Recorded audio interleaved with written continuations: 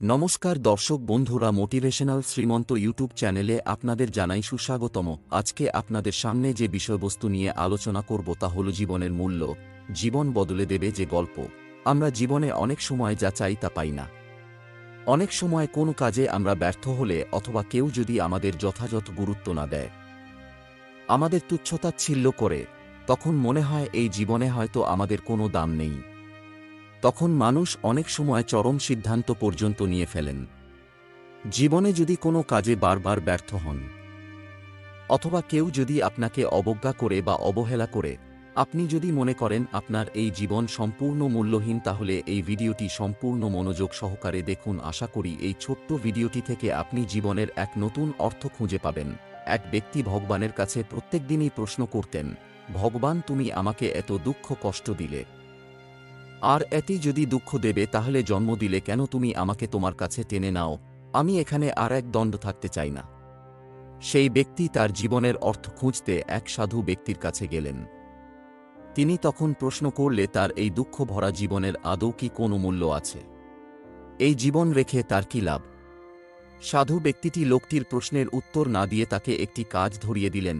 বললেন, এই নাও একটি পাথর, একটা বাজারে গিয়ে বিভিন্ন মানুষের কাছে গিয়ে এর দাম জিজ্ঞাসা করবে, কিন্তু এই পাথর বিক্রি করবে না। পাথরটি নিয়ে যখন তুমি ফিরে আসবে তখন বলব তোমার এই দুঃখ ভরা জীবনের মূল্য কত। লোকটি তখন সেই ব্যক্তির কথা মতন পাথরখণ্ডটি নিয়ে বেরিয়ে পড়লেন। বাজারে গিয়ে প্রথমে তিনি দেখা করলেন এক লেবু বিক্রেতার সঙ্গে। পাথরখণ্ডটি লেবু বিক্রেতাকে দিয়ে তিনি এর মূল্য জিজ্ঞাসা করলেন। লেবু বিক্রেতা সেই লোকটিকে বলল যে এই পাথরের মূল্য হিসেবে তাকে একজন লেবু সে দিতে পারবে।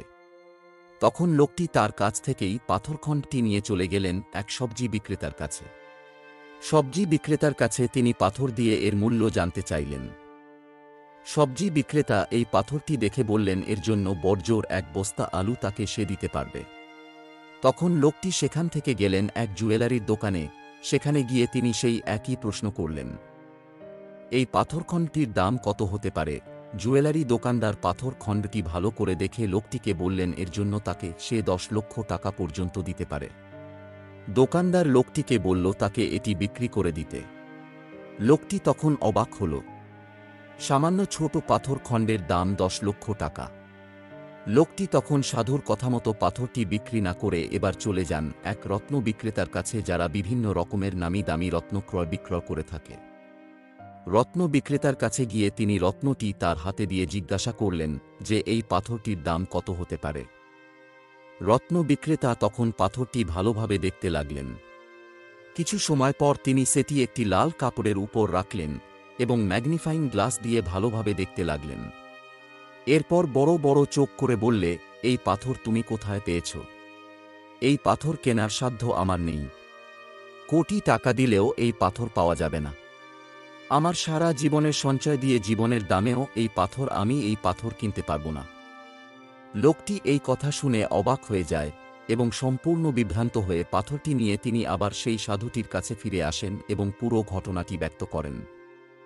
তখন সেই সাধুটি এই কথা শুনে বলেন, তুমি নিশ্চয়ই দেখলে পাথরটি বিভিন্ন মানুষ বিভিন্নভাবে এর মূল্যায়ন করেছিল এবং শেষ পর্যন্ত শেষের মানুষটি শুধু বলল, এই পাথর কেনার ক্ষমতা তার নেই।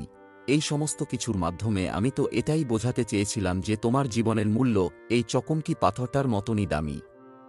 কারো কাছে হয়তো তোমার গুরুত্ব খুব কম, আবার অন্য কারো কাছে তুমি এই পাথরের মতো মহামূল্যবান।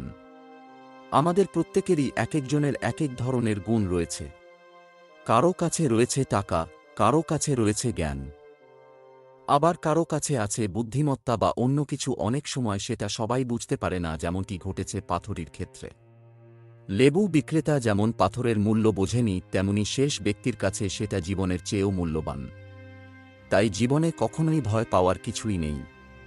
যদি কেউ তোমায় কখনো পাত্তা না দেয়, অবহেলা করে, তাহলে এটা ভাবার কোন কারণ নেই যে আপনার মূল্য নেই, কেননা আপনাকে যে মূল্যায়ন করছে তার কি সেই ক্ষমতা আছে আপনার মূল্য বিচার করার?